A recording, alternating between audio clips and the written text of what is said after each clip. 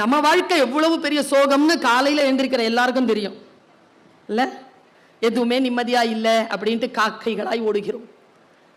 உங்களுக்கு தெரியுமா, குயிலுக்கு, காக்கைக்கு, பச்சை பறவைகளுக்கு இருக்கக்கூடிய பிரச்சனை தெரியுமா? நமக்கு தெரியாது. உதாரணத்துக்கு சொல்றேன்.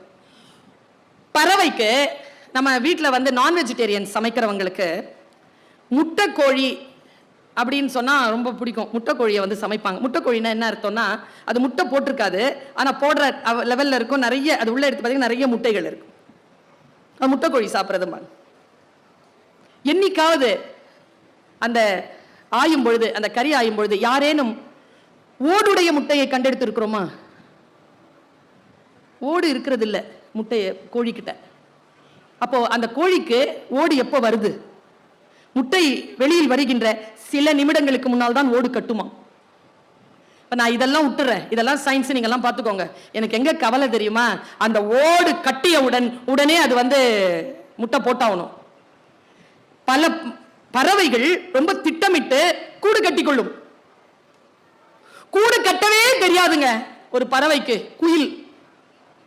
அது எப்படிங்க போய் அந்த முட்டையை அந்த நிமிடத்திற்குள்ள போய் அந்த காக்கையினுடைய வேறொரு கூட்டை தேடும்? எப்படிங்க தேடுது? அது தேடுறதுலயும் அது முட்டை போட்டிருக்கணும். அது முட்டை இல்லைன்னா இந்த முட்டையை அக்செப்ட் பண்ணாது காக்கா. அது முட்டை போட்டிருக்கணுமா, அதுலயும் அது அடை காட்டுச்சு இருக்கணும். அடை காக்கிற காக்கா முட்டையை விட்டு போவே போவாது. அப்போ அடை காக்கிற முட்டையும் இருக்கணும், காகமும் இருக்கக்கூடாது, அந்த கூட்டையும் கண்டுபிடிக்கணும். இத்தனையும் அந்த 1 மணி நேரத்தில் அந்த பறவை செய்யணும். அது என்ன பண்ணுமா, ஆண் பறவையை சேர்த்துக்குமா. ஆண் பறவையை சேர்த்துக்கிட்டு அது போய் அந்த இடத்தை லொகேட் பண்ணிட்டு, ஆண் பறவை அந்த காகம் இருக்குல்ல, அந்த காகத்தை, அந்த பெண் காகத்தை சீண்டி அதை அந்த கூட்டுல இருந்து கிளப்பி தூரமா கொண்டு போகுமா. அது தூரமா கொண்டு போற அந்த நிமிடங்கள் இருக்குல்ல, அந்த நிமிடங்களுக்குள்ள இந்த குயில் அந்த இடத்துல முட்டையிடுமா. கொஞ்சம் நினைச்சு பாருங்க இந்த ஸ்ட்ரகிள். இந்த ஸ்ட்ரகிளை நினைச்சு பாருங்க நீங்க.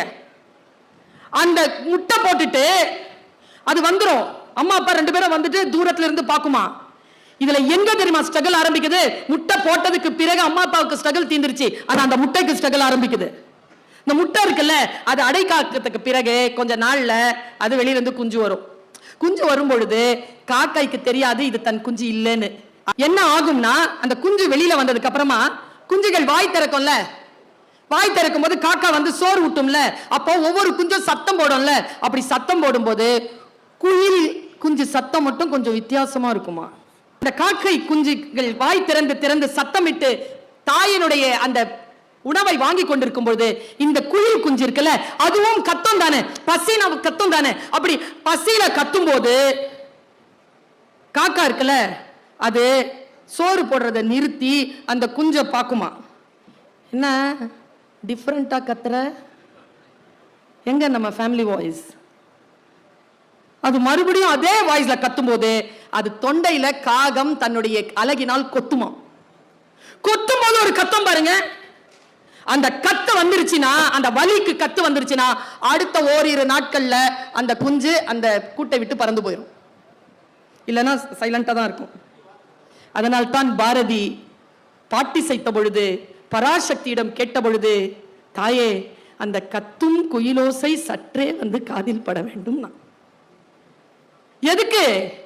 வலியில் வேதனையில் அடையாளம் தெரியாத யாரோ ஒருவருடைய அரவணைப்பில் தன்னுடைய வாழ்க்கை இனியும் இருக்காது, அடுத்து நான் வாழ்க்கையை சந்திக்க போகிறேன் என்ற பொழுது உள்ளிருந்து பீரிட்டு எழுகின்ற அந்த கத்துகின்ற ஓசை இருக்கு இல்லையா, அது கவிஞன் காதுகளுக்கு கேட்கிறது.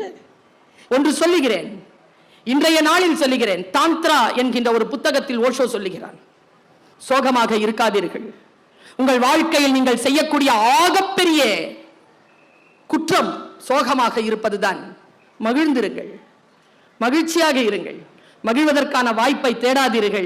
வாழ்க்கையின் உயிரோடு இருக்கக்கூடிய வினாடிகளே மகிழ்வதற்காகத்தான் தரப்பட்டிருக்கின்றன என்று எழுதுகிறார் ஓஷோ. சொல் புரியணும். எந்த சொல் இருந்தாலும் முகத்திலேயே காட்டக்கூடாது உணர்ச்சியை. புரிஞ்சுக்கிட்டு என்ன களமானோன்னா அப்புறமா களமாடு. புரிஞ்சுக்கோங்க முதல்ல. ஆங்கிலத்தில் எனக்கு ரொம்ப பிடித்த சொல் அண்டர்ஸ்டாண்டிங். அப்பா, நான் மொழி ஆசிரியை. சிலாகிக்கிறேன் அந்த வார்த்தையை. I stand under you. What you say, நான் புரிந்து கொள்கிறேன். அகாமடேஷன் வேற, அண்டர்ஸ்டாண்டிங் வேற, அக்செப்டன்ஸ் வேற, அக்ரிமெண்ட் வேற, டாலரன்ஸ் வேற. பெண்கள் எல்லாத்தையும் கூட்டாஞ்சோறுமாய் வச்சுக்காதீங்க. நான் உன்னை புரிந்து கொள்கிறேன், ஏற்றுக்கொள்ள மாட்டேன். நான் இடமளிக்கிறேன், ஏனென்றால் சகித்துக் கொள்கிறேன், ஏனென்றால் நான் உன்னை நேசிக்கிறேன்.